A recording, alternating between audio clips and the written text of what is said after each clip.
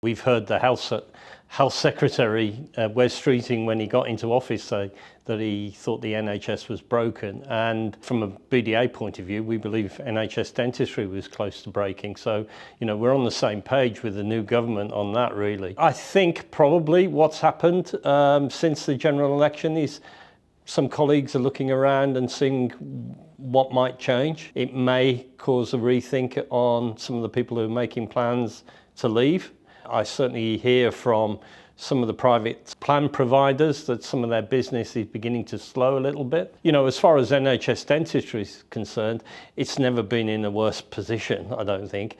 I think we are in need of urgency. And in fact, in the next few days, I'm meeting with the Minister responsible, Stephen Kinnock, and I hope he senses the urgency that's needed to actually change things and get things on a path to actually some improvement. Well, of course, it could get worse. What we've heard so far from the government is plenty of nice words, plenty of promises, but unless that's carried through to action, of course it can get worse, because more and more will not see their future in the NHS. Access will become harder for the 13 million people that can't get it at the moment, and that numbers may increase if more and more of my colleagues decide that their future doesn't lie within the NHS. So of course it can get worse. I hope it doesn't get worse, but of course it can.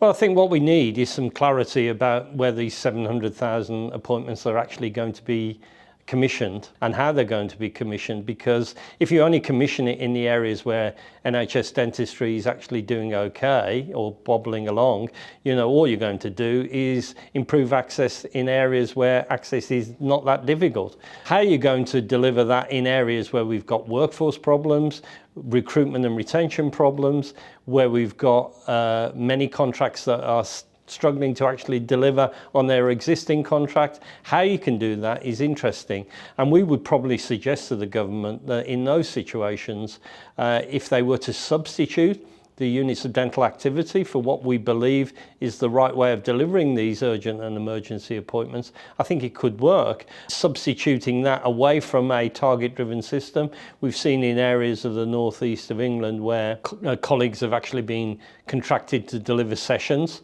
where they're actually paid money for a block of patients that they see in a morning or an afternoon. It's been popular with the practices up there. It's been popular with dentists wanting to work additional hours to actually earn that money.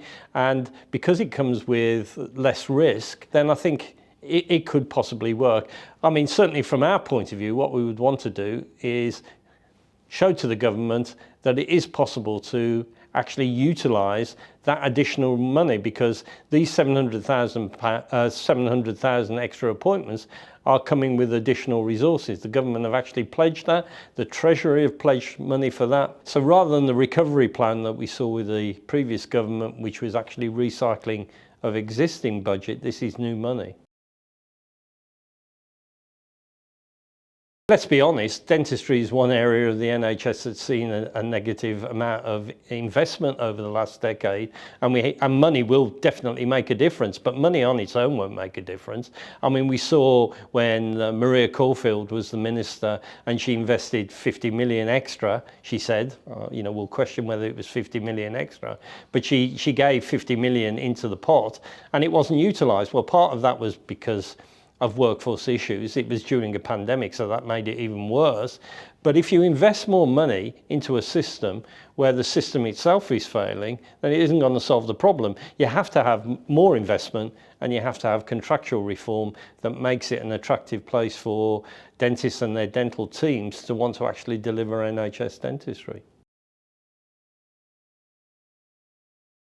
Well, I think the sad thing about NHS prototyping and piloting of contracts was that I didn't think there was ever an enthusiasm for those who were responsible, Department of Health and NHS England more recently, to actually want significant contractual reform. And I think it's the problems that have developed post-pandemic that have actually encouraged them to revisit that. Sadly, the Health Select Committee, when it produced its report last year, said that there was learning to be got from those piloting and prototyping, and that the government should look at that. But sadly, Victoria Atkins, when she was minister, decided that was part of their report that she didn't really want to accept. The prospect of rolling out what they were doing at that particular time, because it reduced access, is risky to the government and it's risky to the population of the UK, or England in particular. It needed changing, but our belief is that if it was properly analysed,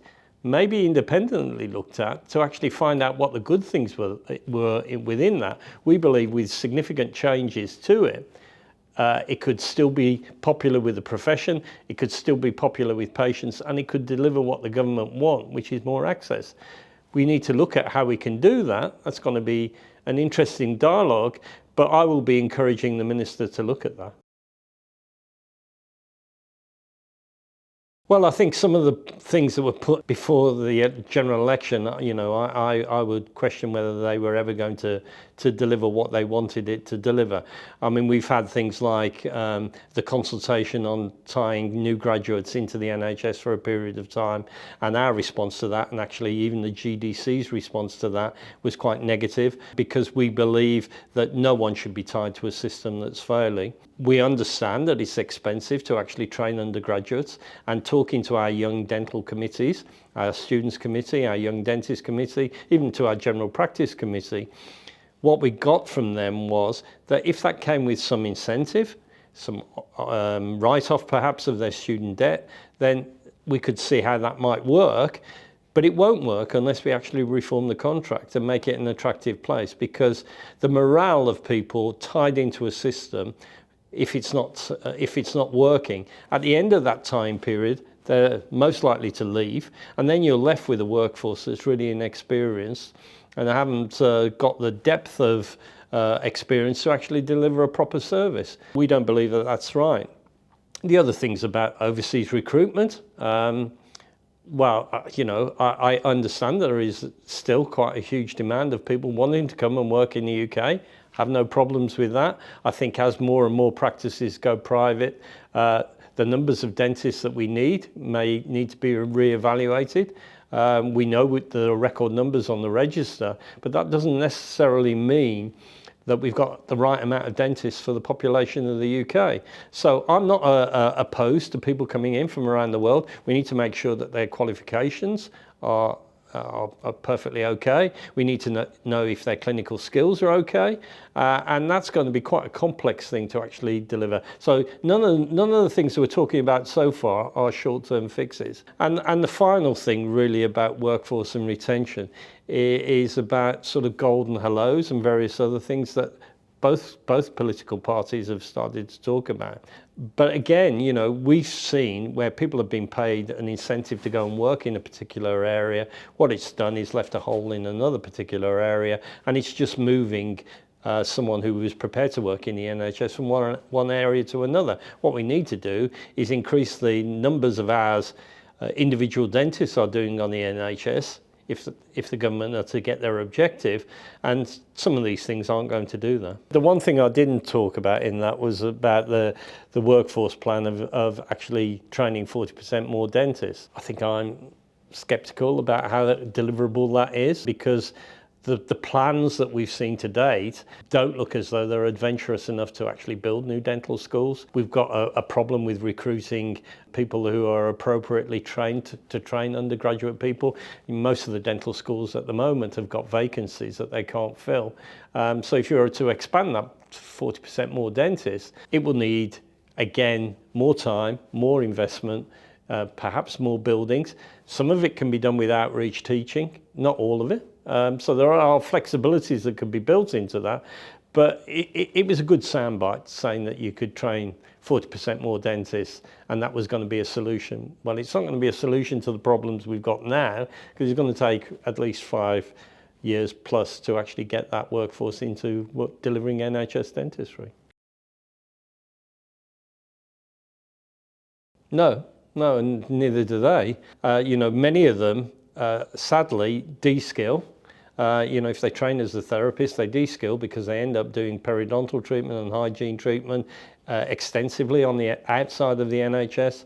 It's quite profitable for them. They earn decent income, so that I have no problems with that either. But The changes that have been made to date really don't encourage those people who really want to use their full range of skills to actually deliver it in the NHS. They're not being looked after appropriately. I believe that previously they were looked upon as a cheaper alternative. I don't want any of the dental team abused in that way. I want a proper system that actually remunerates them, perhaps gives them NHS pensions, and competes really with what they can earn privately outside of the NHS. I think if we look at the oral health of the population, then skill mix is a no-brainer. We must do that. We must utilise our teams far better. And sadly, the problem with the UDA contract is it's focused on a target-driven system that isn't suitable for actually use across the whole dental team. But we did see in the pilots and the prototypes huge use of that, because it was more about the oral health of the population and improving that. And again, I go back to the points I made earlier, that I think there were lots in the pilots and prototypes that we need to look at and encourage the government to build into a new contract. I would hope so. I mean, for the past 26 years, what I've been campaigning for is sustainability of an NHS system, and I didn't believe the UDA system was that. In other areas of the UK where it's needed to change, some of the changes have happened there as well. But I still think they need to be far more adventurous in other countries as well. But I believe there's going to be a huge need still for public service dentistry. What it looks like is another matter. I think it will depend really on the enthusiasm of the current government, because I think if they carry on doing what the previous administration did and tweaking the contract, then I don't think there is a long-term future for NHS dentistry. And in fact, the Nuffield, when they carried out the report into NHS dentistry, which came out December last year, they said that if there is not going to be significant investment into NHS dentistry, then we need to look at targeting it at a population that can't access private care. That's not a system I would want. I would still want universal access for people, but we may have to make hard decisions. We don't know where the financial situation of the country is going to go in the next 5 to 10 years, and if it continues to be difficult financially to invest in public service dentistry, then we must utilise the funding that's available there to make sure it goes to the right people. Well, I'm hoping by then that I'll have a clearer picture. I've had one meeting with Wes Streeting at the moment, and we've got more planned with the Minister responsible now, Stephen Kinnock. I'm encouraged by the fact that they've actually chosen someone to be a proper, not a junior minister, a real proper minister to look at dentistry. I think that shows the commitment. The fact that we were the first people to meet with Wes Streeting on his first day in office, I think shows the commitment. So I'm hoping by the time the show comes round, I'll be able to give people some sort of early indications of where we're going. I think there are lots of things, as there always are, happening in dentistry, with regulation, with consultation, with workforce, with very many other things. It'll be quite difficult to concentrate that into a very short talk and take some questions. So I won't be struggling for content for sure, because I think so much is still happening and is likely to happen between now and the show.